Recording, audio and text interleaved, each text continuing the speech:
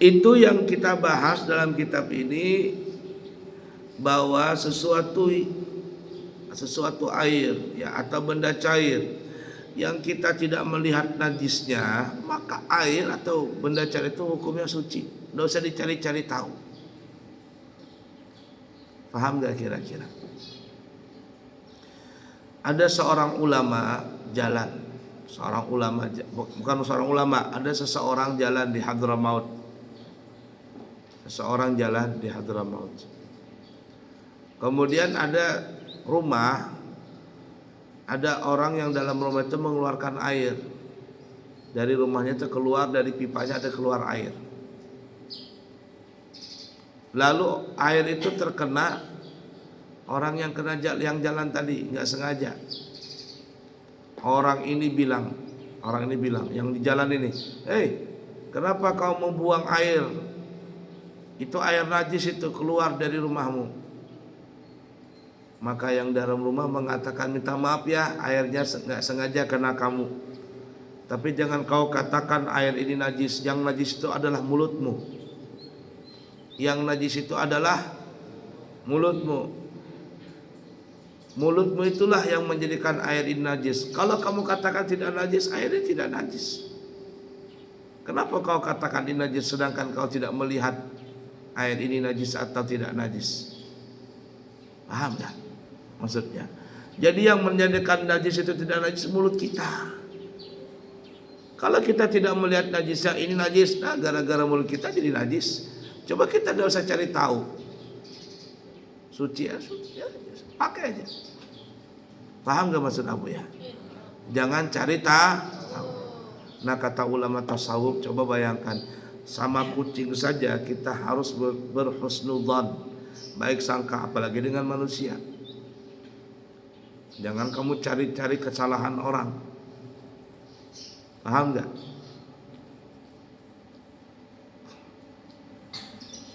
Nah, kiaskan dengan yang lain.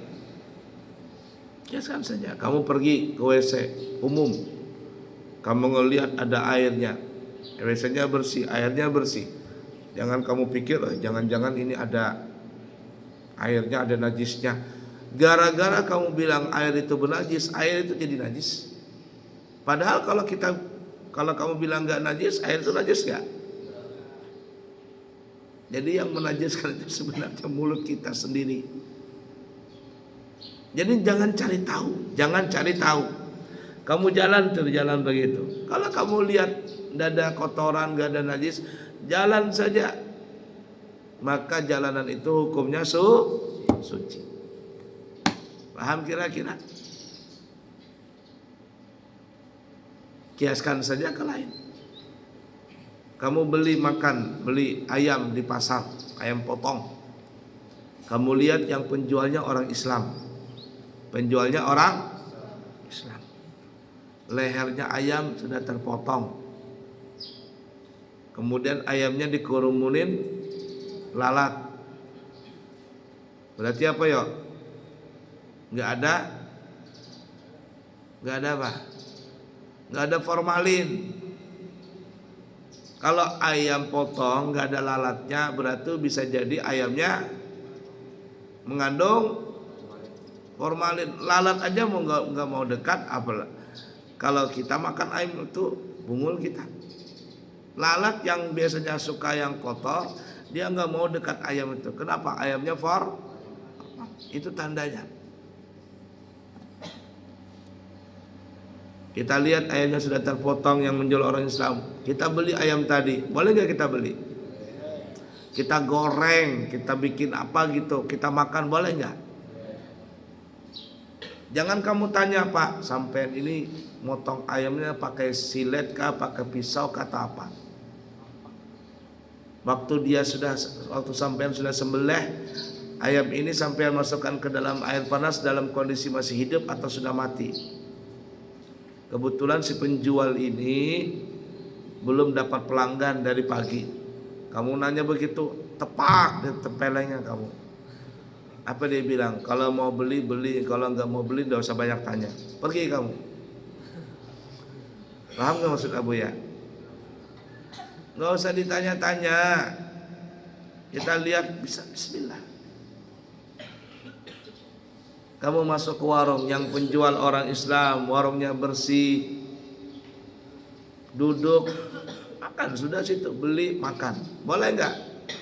Boleh. Jangan kamu tanya, bibi gado-gado ini kayak mana cara bikinnya ini? Airnya dari mana ini bikin gado-gado ini?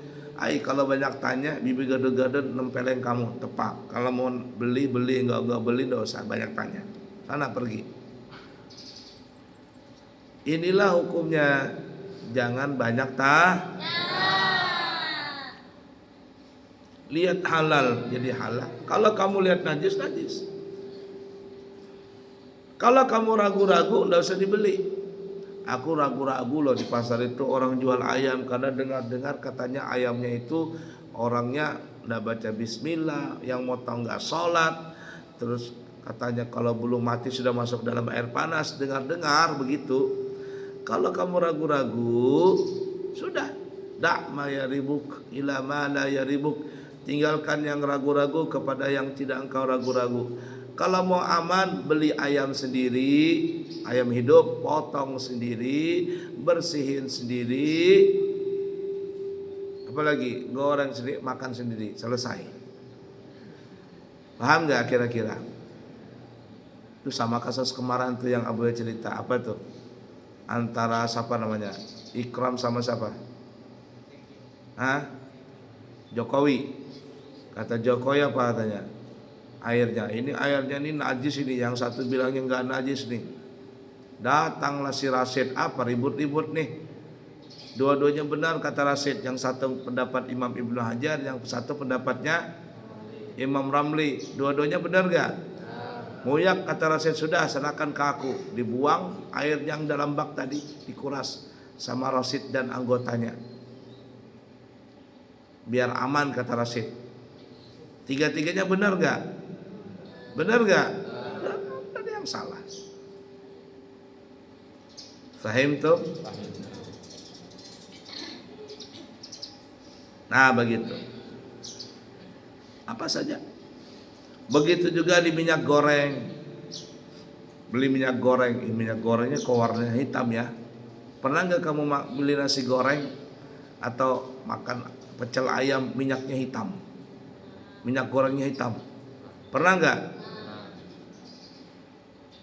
Goreng kerupuk, wah minyaknya hitam. Setelah diangkat kerupuknya yang tadinya putih, kerupuknya berubah jadi coklat karena minyaknya hitam. Boleh nggak dimakan? Boleh aja. Cuma siap-siap aja sakit perut. Dulu Abuya pengalaman nih, pernah Abuya beli nasi goreng. Sudah tahun berapa? Lupa sudah Abuya. Mungkin ada 3 tahun atau 4 tahun yang lalu, atau 5 tahun yang lalu. Abuya dari Balikpapan ceramah. Diteritipkan di lemari situ. Mau beli nasi goreng. Beli nasi goreng. Abuya ngelihat linjingnya dibersihkan pakai sapu lidi. Wajar lah, karena memang ada kebiasaan tuh. Abuya ini ada punya kekuatan pikiran tuh, ada bisa sesuatu itu bisa Abuya bisa lihat gitu lah. Habis itu apa? Dia kasih minyak goreng. Kata Abuya, hitamnya nasi minyak goreng ini kata Abuya. Tapi sudah pesan. Sudah pesan. Mau nggak mau sudah, mau ditolak nggak bisa. Kata Abuya, ini bermasalah nasi goreng ini. Bermasalah. Ya sudahlah, karena nggak enakan Abuya, ya sudah, Abuya bayar. Sampai di pesantren, masih di asrama dulu. Abuya tinggal masih di asrama. Kata Abuya, dimakan salah, nggak dimakan salah, makanlah daripada mubadir. Makan Abuya nasi goreng itu. Apa yang terjadi? 3 hari 4 hari Abuya main trap. Paham nggak?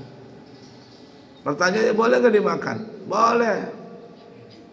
Tapi kenapa Abuya makan? Karena Abuya waktu itu bungul. Kenapa nggak ngikutin prasangka tadi itu? Jakanya nggak usah dimakan, nggak apa-apa. Cuman kata Abuya, kalau nggak dimakan sayang juga. Kalau dikasihin ke santri berbahaya lagi. Kecuali Ikram yang makan, perutnya kuat itu. Paham tuh?